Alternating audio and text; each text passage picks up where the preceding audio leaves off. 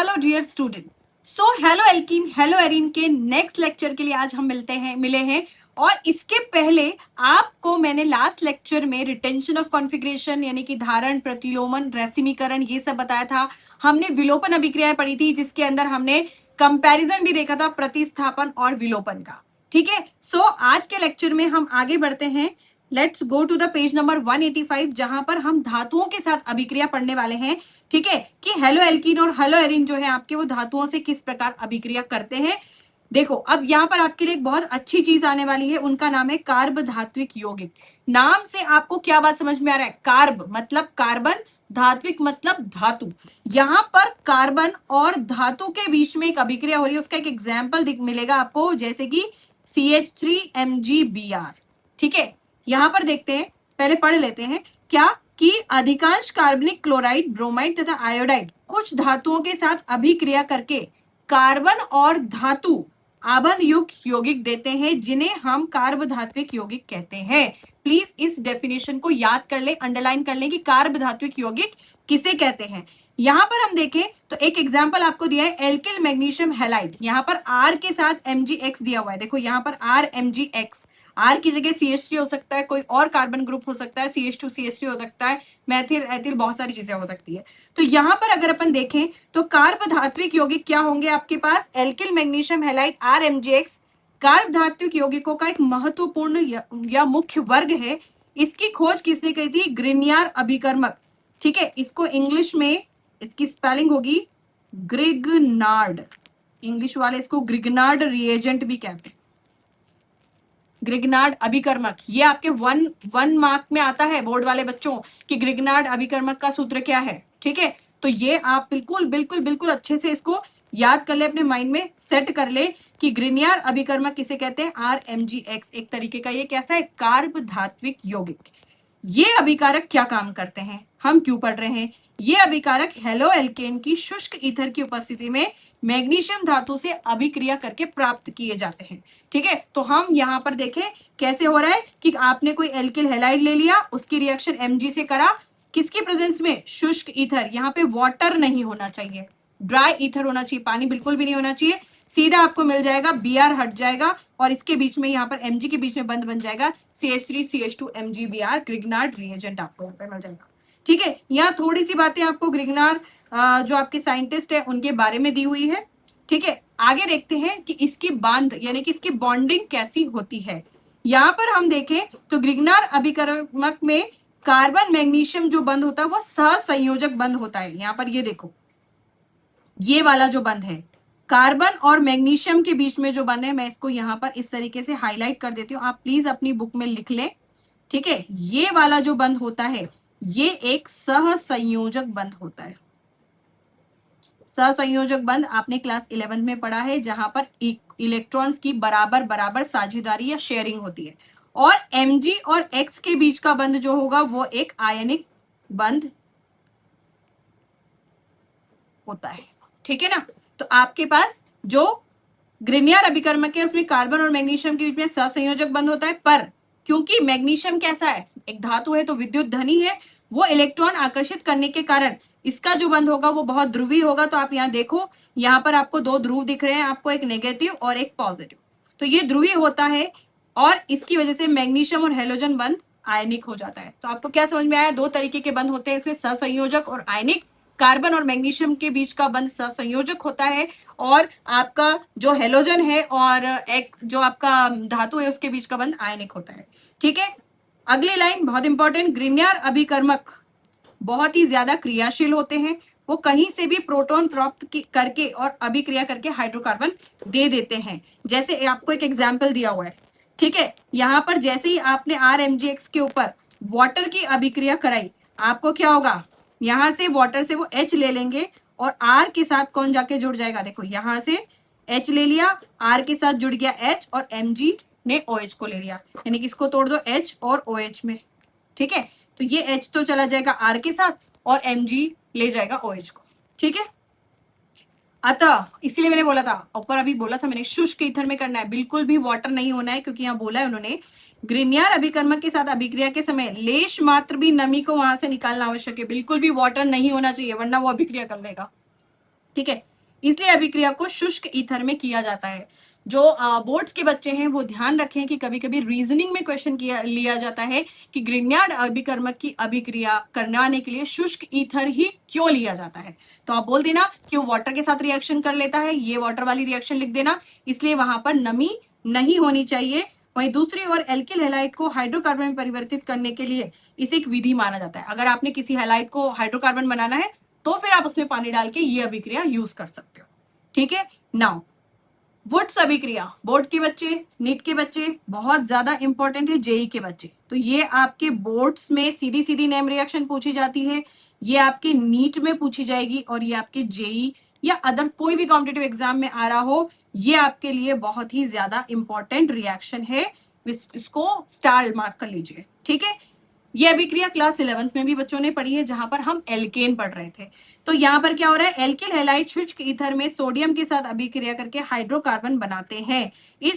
इसमें मूल हैलाइड में उपस्थित कार्बन परमाणुओं से दुगने, जस्ट डबल कार्बन परमाणु प्राप्त होते हैं। इस अभिक्रिया को हम वुड्स अभिक्रिया कहते हैं। ये अभिक्रिया आपने क्लास 11th में आपके एल्केन्स में भी पढ़ी थी। देखो ये क्या है, RX 2Na से RR बन गया और ये NH3। किसी को याद नहीं आ रहा हो तो मैं बताती हूँ। एक ये अभिक्रिया आपने पढ़ी थी, क्या, CH3Cl, इसकी रिएक्शन Na से कराई आपने। ठीक है। शुष्क ईथर की प्रेजेंस में क्या हुआ, ये तो यहां से चला गया, 2NaCl बना दिया, और यहां पर ये जो CH3 है, ये दो CH3 ग्रुप आपस में जुड़ गए। तो आपकी बुक में लिखा हुआ है कि यहाँ निम्नतर एल्किन से उच्चतर एल्किन बनाने के लिए यूज किया जाता है। क्लास 11th में पढ़ा था आपने। ठीक है। तो ये आपकी वुड्स अभिक्रिया। आगे बढ़ते हैं, हेलोएरिन्स की अभिक्रिया देख लेते हैं।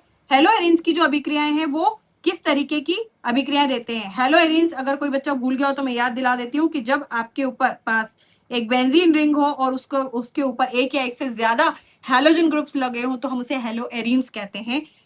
हेलोएरिन्स के अंदर पहली अभिक्रिया हम पढ़ेंगे नाभिक रागी प्रतिस्थापन अभिक्रियाएं। ये अभिक्रियाएं क्या हो रही है कि जो एरिल हैलाइड है वो कुछ कारण है जिसकी वजह से वो प्रतिस्थापी अभिक्रियाएं देते हैं। पहला केस है उसके अंदर क्या, अनुनाद प्रभाव, रेजोनेंस। ये आपने पहले भी पढ़ा है, अनुनाद प्रभाव प्रीवियस ईयर में। रेजोनेंस क्या होता है कि जब कहीं पाई इलेक्ट्रॉन पूरी रिंग के अंदर डीलोकेलाइज यानी कि विस्थापित होंगे तो हम उसे बोलते हैं रेजोनेंस। तो यहां पर देखें तो हेलोएरिन्स में हेलोजन परमाणु पर उपस्थित एकाकी इलेक्ट्रॉन युगल के पाई इलेक्ट्रॉनों के साथ संयुग्मन में होते हैं, यानी कि हेलोजन के पास जो लोन पेयर है, देखो यहाँ पर ये एकाकी इलेक्ट्रॉन युग्म है, ये जो रिंग के पाई इलेक्ट्रॉन है उसके साथ इस तरीके से युग्मन में दिखाते हैं और इस तरीके से ये अनुनादी संरचनाएं बनाते हैं। किसी को नहीं आती है तो मैं बता देती हूँ कि ये देखो, इसके पास जो लोन पेयर है ये एरो की तरफ, एरो के हिसाब से जा रहा है इधर, इस बंद के जाए तो यहाँ पर क्या आ गया, देखो डबल बॉन्ड आ गया, और इसी के साथ ये जो पाई इलेक्ट्रॉन है ये इस पोजीशन पे चले जाते तो इस कार्बन पर क्या आ गया, देखो नेगेटिव चार्ज। ठीक है। तो यहाँ पर क्या हो रहा है कि ये लोन पेयर इधर जा रहा है जिसकी वजह से यहाँ पर डबल बॉन्ड आ गया, और ये पाई इलेक्ट्रॉन इधर जा रहे हैं जिसकी वजह से यहाँ नेगेटिव चार्ज आ गया। ठीक है। ये पहली अनुनादी संरचना होगी। दूसरी अनुनादी संरचना में क्या होगा, अब की बार ये जो नेगेटिव चार्ज है, नेगेटिव चार्ज किसकी वजह से हो रहा है, जो युग्म इलेक्ट्रॉन युग्म की वजह से हो रहा है। ये इलेक्ट्रॉन इस वाले बॉन्ड पर शिफ्ट होंगे इस जगह, तो यहाँ देखो डबल बॉन्ड आ गया अगले वाले में, और ये जो पाई इलेक्ट्रॉन ये इधर जाएंगे तो इस कार्बन के ऊपर देखो नेगेटिव चार्ज आ गया, फिर इसको इधर घुमाएंगे, इसको इधर घुमाएंगे, वापस ये बन जाएगा। तो आपकी अनुनादी संरचनाएं आ रही है। अब इन अनुनादी संरचनाओं के कारण ही यहाँ पे प्रतिस्थापन होता है। ठीक है। अनुनाद के कारण CCl बंध में आंशिक द्विबंध के गुण आ जाते हैं, जिसकी वजह से ये Cl जो है वह टूटता नहीं है। ये Cl टूटता नहीं है कि जब हेलो एल्किन और हेलो एरिन कराते हैं तो यहाँ पे प्रतिस्थापन अभिक्रियाएं होती है, यहाँ पे विलोपन नहीं हो रहा है, यहाँ पे Cl निकल नहीं रहा है। ठीक है। तो यहाँ पर Cl क्यों नहीं निकल रहा है, देखो ये Cl सिंगल बॉन्ड से बॉन्डेड था, पर अनुनाद के कारण यहाँ पे कार्बन और क्लोरीन के बीच में क्या आ गया, double bond. Double bond strong होता है तो Cl को तोड़ना बहुत मुश्किल हो रहा है यहाँ पे। इसलिए यहाँ पर यह बताया जा रहा है कि अनुनाद के कारण CCl बंध में आंशिक द्विबंध के गुण आ जाते हैं, जिसके कारण हेलो एल्किन की तुलना में हेलो एरिन में इस बंध को तोड़ना कठिन होता है। इसलिए हेलो एरिन्स नाभिक रागी प्रतिस्थापन अभिक्रियाओं के प्रति कम क्रियाशील होते हैं।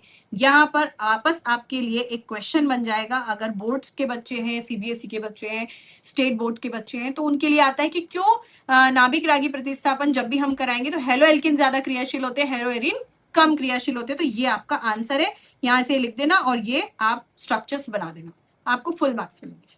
ठीक है, नेक्स्ट हम चलते हैं CH7 में कार्बन परमाणु के संकरण में अंतर, दोनों के संकरण में भी अंतर है।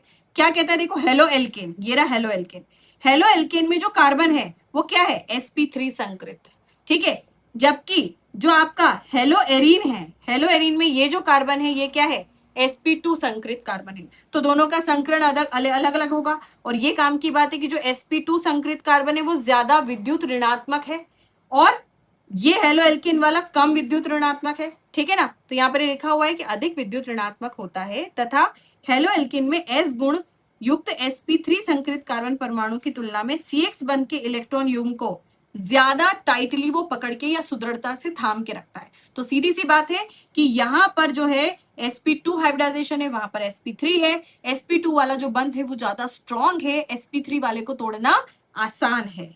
ठीक है, अगली बात कि एक और बात वो बता रहा है क्या, कि हेलो एल्केन में CCl की बंध लंबाई 177 पिकोमीटर है, जबकि हेलो एरीन में 169 पिकोमीटर है। मतलब हेलो एरीन में कम दूरी है, तो बंध लंबाई कम होगी तो बॉन्ड स्ट्रांग होगा, तोड़ना मुश्किल हो जाएगा। इसलिए लंबे बंध की तुलना में छोटे बंध को तोड़ना कठिन होता है। इसलिए नाभिक रागी प्रतिस्थापन अभिक्रियाओं में हेलो एल्केनों की तुलना में हेलो एरीन कम क्रियाशील होते हैं। तो अगर ये 4 मार्क्स में आ जाए तो 3-4 पॉइंट्स बनते हैं, वो आप लिख देना। पहला पॉइंट अनुनाद, दूसरा पॉइंट आप बोल देना कि sp2 और sp3 संकृत, और तीसरा पॉइंट आप लिख देना कि बंध लंबाई में दोनों में अंतर होता है, इसी कारण हेलो एरीन्स कम क्रियाशील होते हैं नाभिक रागी प्रतिस्थापन के लिए। ठीक है, अगला एक पॉइंट और आ रहा है, फेनिल धनायन का अस्थायित्व। स्व आयन के फलस्वरूप हेलो एरिनो से बना फेनिल आयन, अगर आपने Cl को जबरदस्ती तोड़ भी दिया, ठीक है, ये आपने तोड़ दिया तो यहाँ पर एक चार्ज आएगा, पर ये चार्ज यहाँ स्टेबल नहीं है, ठीक है, ये अस्थायी है, तो ये अनुनाद के कारण स्थायी नहीं हो पाता, इसलिए SN1 तो यहाँ पर होती ही नहीं है। आप लिख लेना कि हेलो एरिन्स SN1 देंगे ही नहीं, क्योंकि कार्बोकेटायन बनेगा ही नहीं, वो स्टेबल ही नहीं है। तो यह संभावना प्रतिकर्षण के कारण इलेक्ट्रॉन धनी नाभिक रागी के इलेक्ट्रॉन धनी एरिन की ओर जाने की संभावना बहुत ही ज्यादा कम होती है। ठीक है, नेक्स्ट है हाइड्रोक्सिल समूह का द्वारा प्रतिस्थापन। तो हम यहाँ देखेंगे कि 623 केल्विन ताप पर 300 वायुमंडलीय दाब, ये 2 कंडीशन लेनी है। जलीय NaOH के साथ गर्म करने पर क्लोरोबेंजीन को हम फिनॉल में परिवर्तित कर सकते हैं। ठीक है, ये आपको मिला है क्लोरोबेंजीन। अगर क्लोरोबेंजीन पर NaOH कंडीशंस क्या है, 623 केल्विन 300 ATM, ठीक है, अगर आपने उसको गर्म किया तो यहां पर जब बेंजीन रिंग के ऊपर OH ग्रुप जुड़ जाता है तो हम उसे बोलते हैं फिनॉल। तो आपके जो क्लास 12 के बच्चे हैं उनको ध्यान से बोर्ड्स में भी याद रखना है, या नीट या जेई में भी आता है कि कन्वर्जन पूछे जाते हैं, क्लोरोबेंजीन से फिनॉल कैसे बनाया जा सकता है, तो ये कंडीशन है, तो क्लोरोबेंजीन से फिनॉल बनाने की विधि यहाँ पर लिखी हुई है। ठीक है, अब ऑर्थो तथा पैरा स्थिति पर इलेक्ट्रॉन विड्रॉइंग अपनयक NO2, मतलब जो इलेक्ट्रॉन को खींचने वाला ग्रुप है, NO2 ग्रुप कैसा है, एक इलेक्ट्रॉन विड्रॉइंग, इलेक्ट्रॉन को खींच लेने वाला ग्रुप है, जिसकी वजह से हेलो एल्कीन्स जो है उसकी क्रियाशीलता बढ़ जाती है। अगर इलेक्ट्रॉन खींचने वाला इलेक्ट्रॉन विड्रॉइंग ग्रुप अगर यहां पर लगा होगा तो हमेशा उनकी क्रियाशीलता बढ़ जाएगी। देखो कैसे, 3 रिएक्शन दिख रही है आपको, एक में NO2 लगा हुआ है पैरा पोजीशन पे, एक में 2 NO2 लगे हुए हैं, और एक में 3 NO2 लगे हुए हैं। ठीक है, अब यहाँ एक और काम की बात देखो कि आपने पहली रिएक्शन जहां सिंगल NO2 लगा हुआ है वहां पर बेंजीन से क्लोरोबेंजीन से फिनॉल बनाना है, पर क्लोरोनाइट्रोबेंजीन है, यहाँ पर NO2 ग्रुप भी लगा हुआ है, तो यहाँ पर टेम्परेचर क्या लिया, 443 केल्विन, तो यहाँ पर Cl हटेगा और OH जुड़ेगा, पैरा नाइट्रोफिनॉल बन गया। ये पैरा पोजीशन पे तो इसका नाम हो गया पैरा नाइट्रोफिनॉल। ठीक है, 443 केल्विन पर जैसे ही आपने देखा कि 2 NO2 जुड़ गए तो अभिक्रियाशीलता क्या हो गई, और ज्यादा बढ़ गई। तो ज्यादा अभिक्रियाशीलता बढ़ गई तो तुम्हें ज्यादा गर्म करने की जरूरत नहीं है, तो देखो टेम्परेचर घट गया, कम डिग्री पर ही हो जा रही है, कम डिग्री पर ये रिएक्शन हो जा रही है, 368 केल्विन। ठीक है ना, तो यहां पर क्या हो जाएगा, 2 NO2 पहले से थे, अब ये फिनॉल बन गया। ठीक है, डाइनाइट्रोफिनॉल हो गया ये।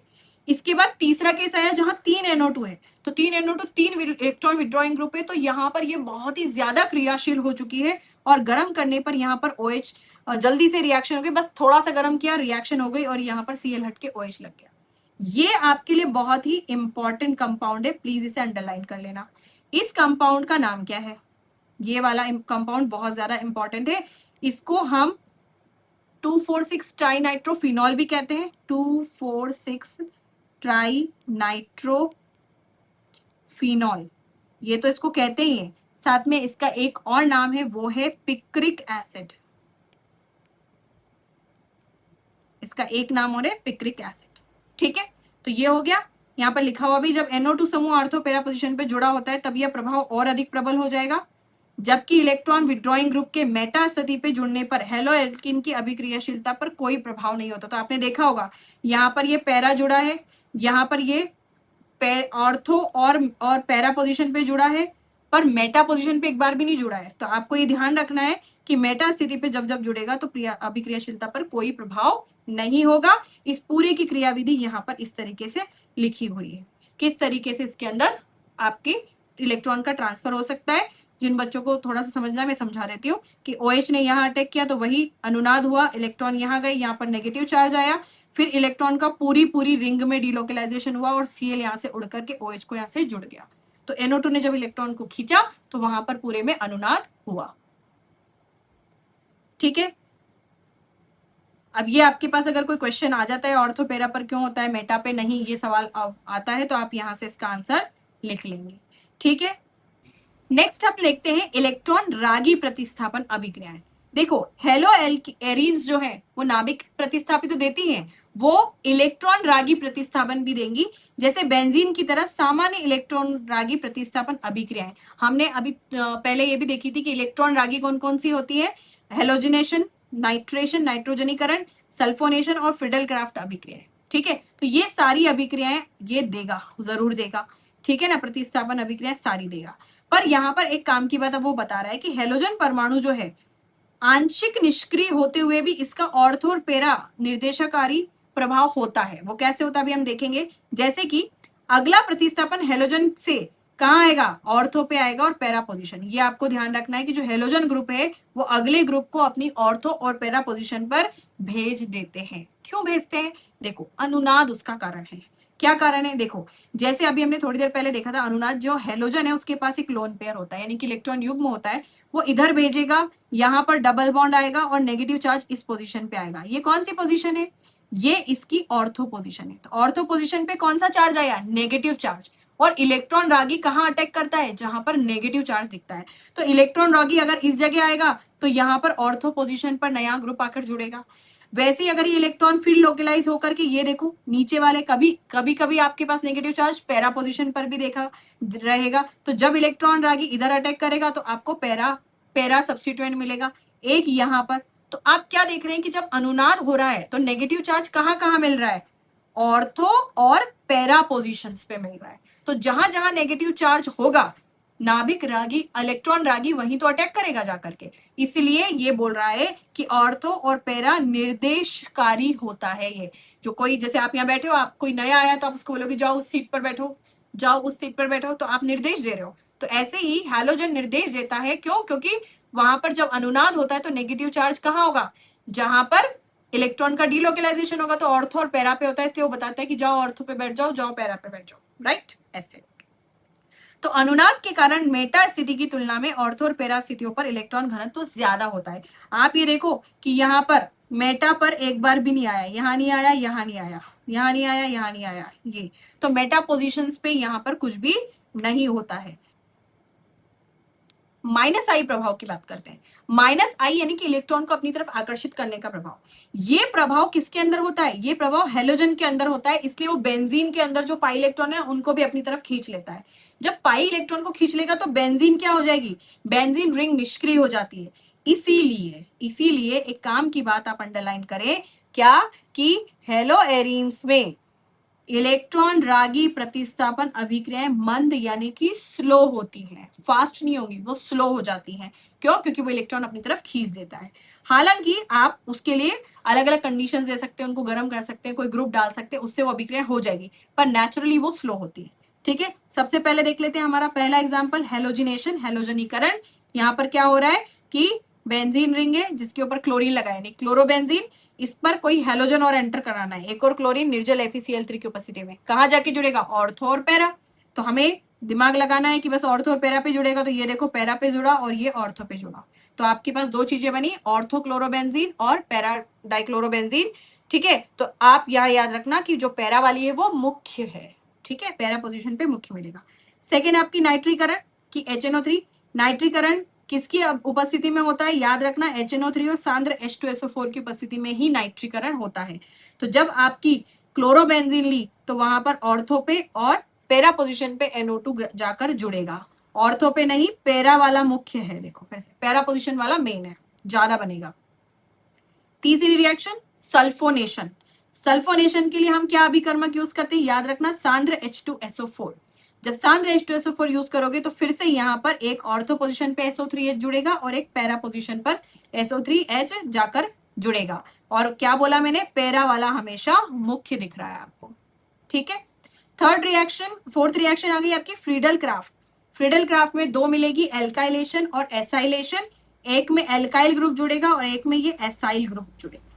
ठीक है, तो आपने जब इन दोनों अभिक्रियाओं को कराया तो वापस ऑर्थो और पैरा, ऑर्थो पोजीशन पे जब एल्काइलेशन कराएंगे ये वाला, तो क्या करना है आपको? ऑर्थो ग्रुप के ऊपर CH3 जोड़ देना है, एक पैरा पे जोड़ देना है। मुख्य कौन होगा? पैरा वाला मुख्य होगा।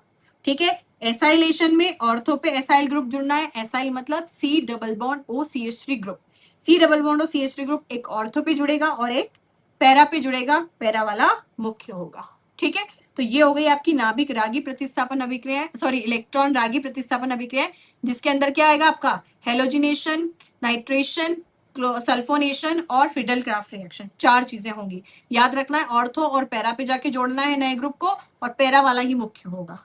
ठीक है, आगे आपके पास वही देखो क्वेश्चन जो मैंने पूछा था कि क्लोरीन एक इलेक्ट्रॉन विड्रॉइंग ग्रुप है, फिर भी नाभिक इलेक्ट्रॉन रागी प्रतिस्थापक में ऑर्थो और पैरा निर्देशक क्यों है? तो मैंने आपको बताया था कि रिंग में ये वाला पैरा, ऑर्थो और पैरा निर्देशक क्यों है? ये वाला कारण है इसके अंदर कि वो इलेक्ट्रॉन का अनुनाद होगा ऑर्थो और पैरा पोजीशन पर, हमेशा नेगेटिव चार्ज होगा। तो ये उसका आंसर पूरा दिख रखा है, आप अच्छे से उसे याद कर लेना।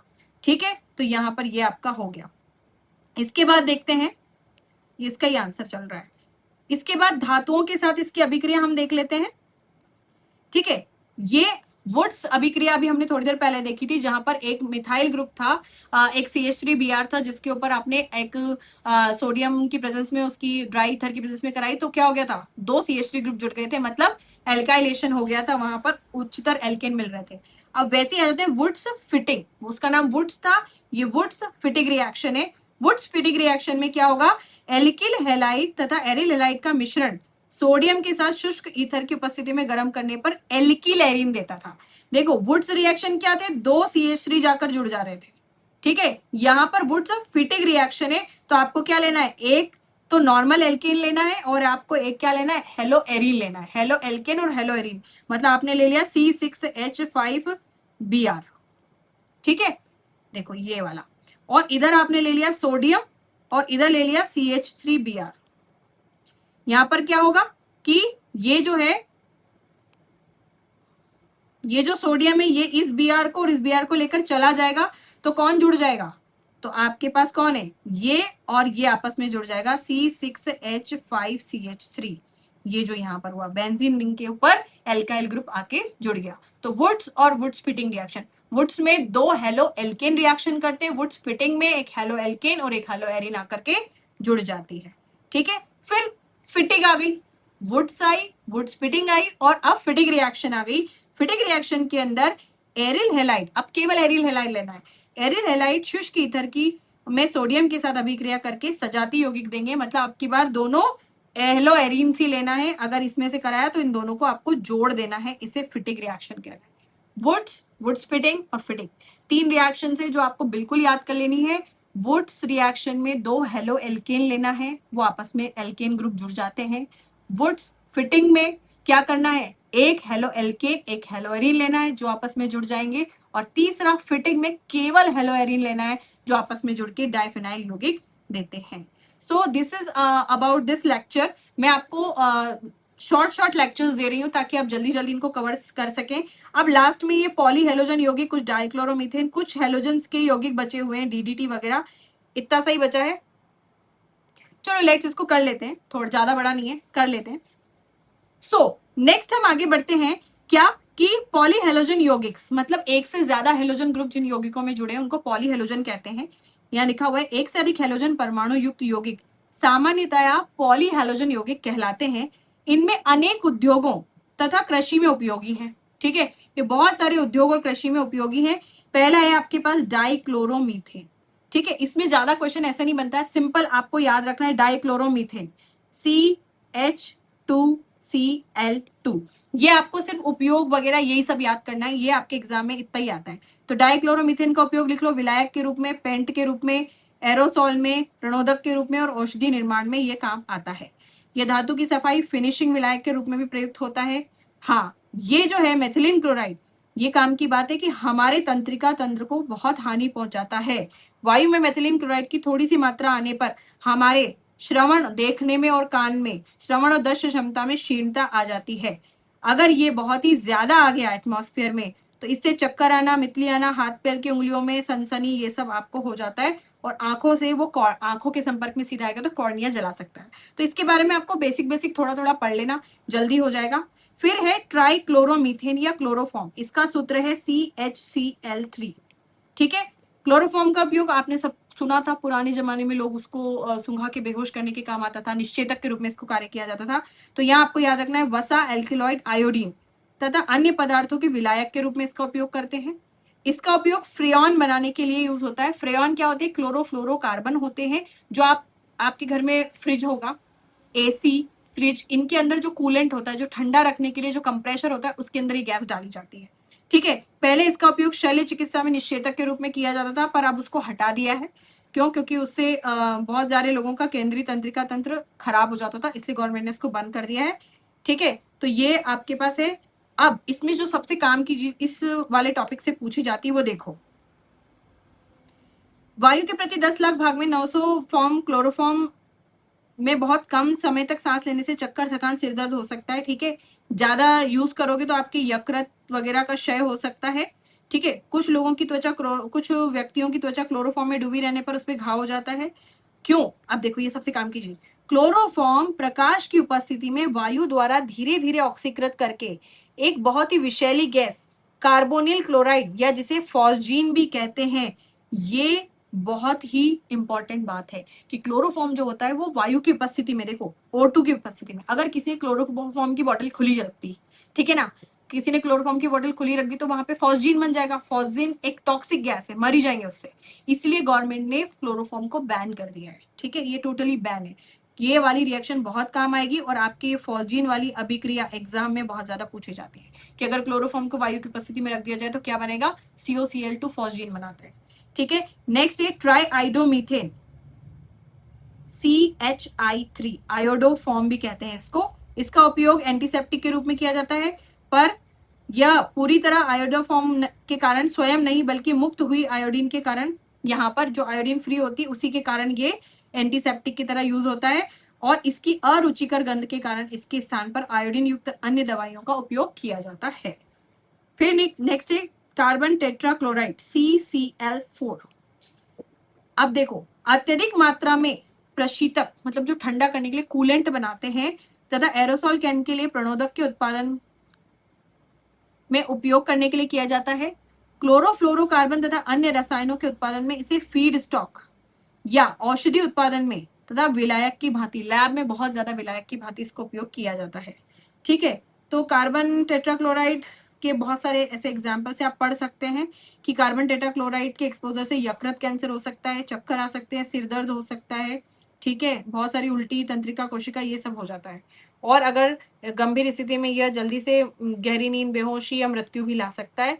इससे हृदय गति भी आपकी अनियमित हो सकती है, रुक सकती है। तो कार्बन टेट्राक्लोराइड हार्मफुल है आपके पास। नेक्स्ट है freon. It is very very important, FREON, freon. Freon मैंने अभी आपको बताया था, फ्रियॉन वो गैसें हैं जो आपकी क्या करती हैं, कूलेंट की तरह काम करती है। पर आज की तारीख में फ्रियॉन का एक प्रॉब्लम ये है कि ओजोन परत के विरलीकरण से, ठीक है, फ्रियॉन गैस कार्बन टेट्राक्लोराइड जो वायुमंडल में जाती है और ओजोन परत को विरल बना देती है, जिससे त्वचा का कैंसर और ये सब होता है। तो फ्रियॉन किसे कहते हैं, अब यहां से पढ़ें, ये तो सब क्लोरोफ्लोरोकार्बन की बात थी। क्या है, मेथेन और एथेन के क्लोरोफ्लोरोकार्बन व्युत्पन्न संयुक्त रूप से फ्रियॉन कहलाते हैं। ठीक है, ये नॉन टॉक्सिक, असंक्षारक, ये सब होते हैं। ये देखो काम की चीज है आपके। फ्रियॉन 12 CF2Cl2 उद्योगों में सबसे ज्यादा काम आती है। इसके उत्पादन से स्वार्ट्स अभिक्रिया, मैंने आपको बताई थी फ्लोरीन वाली अभिक्रिया थी स्वार्ट्स अभिक्रिया, वहां पर इसको यूज किया जाता है। पर फ्रियॉन आपके सबसे काम कहाँ पूछा जाता है, फ्रियॉन, फ्रियॉन क्या काम आता है, वायुमंडल से होते हुए क्षोभ मंडल में चली जाती है, जिसकी वजह से वो एक श्रृंखलन अभिक्रिया करती है, जिससे वो ओजोन के संतुलन को खत्म कर देता है। यानी कि ओजोन लेयर का जो डिप्लीशन हो रहा है हमारे यहाँ, हमने सुना था ओजोन परत में छेद हो गया, उसका बहुत बड़ा कारण फ्रियॉन या क्लोरोफ्लोरोकार्बन है। ठीक है, अब सबसे इंपॉर्टेंट जो एग्जाम में आता है आपके, वो है DDT, डाइक्लोरोफेनिल ट्राइक्लोरोएथेन। DDT क्या होता है, ये कीटनाशक है, बहुत जरूरी, छिड़काव किया जाता था। तो सबसे पहला क्लोरीनीकृत, अंडरलाइन करेंगे सब लोग, प्रथम क्लोरीनीकृत कार्बनिक कीटनाशक DDT 1873 में बनाया गया था। ठीक है, और इसके लिए उनको नोबेल पुरस्कार मिला था, कौन से साइंटिस्ट, पॉल मूलर को। ठीक है, द्वितीय विश्व युद्ध के बाद इसका उपयोग विश्व स्तर पर बढ़ा, क्योंकि यह मलेरिया फैलाने वाले मच्छरों के लिए अच्छा था। तो मलेरिया फैलाने वाले मच्छरों के लिए गवर्नमेंट क्या करने लगी, DDT का छिड़काव करने लगी। पर ये छिड़काव क्या हुआ, एक समय के बाद लोगों को बीमारियां देने लगा। तो 1940 के अंत तक DDT का ज्यादा उपयोग होने के कारण उत्पन्न होने वाली समस्याएं उभरने लगी। यह कीटों की अनेक प्रजातियों ने DDT के प्रति प्रतिरोधात्मकता विकसित कर ली तथा मछलियों के लिए बहुत ही विषैली हो गई।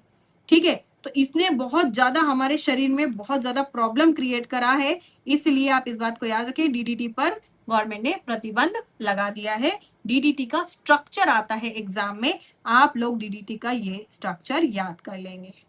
ठीक है, so this is all about, और यहाँ पर आपके जो पूरा समरी दिया हुआ है और क्वेश्चंस दिए हैं। So this is all about the hello alkene and hello arene. I hope आपको सारे लेक्चर्स समझ में आए होंगे। प्लीज आप सारे लेक्चर्स दूसरे बच्चों के साथ शेयर कीजिए। अगर आपको नहीं समझ में आया तो प्लीज लीव द कमेंट, और आपको जो भी प्रॉब्लम्स है, जो भी क्वेश्चंस जिनमें डाउट है, आप प्लीज नीचे आप कमेंट में डाल दीजिए। मैं आपके लिए क्वेश्चंस के लिए एक अलग से लेक्चर बना दूंगी। सो आई होप ये सीरीज आपको पसंद आ रही होगी। तो please like, share and subscribe, and thank you.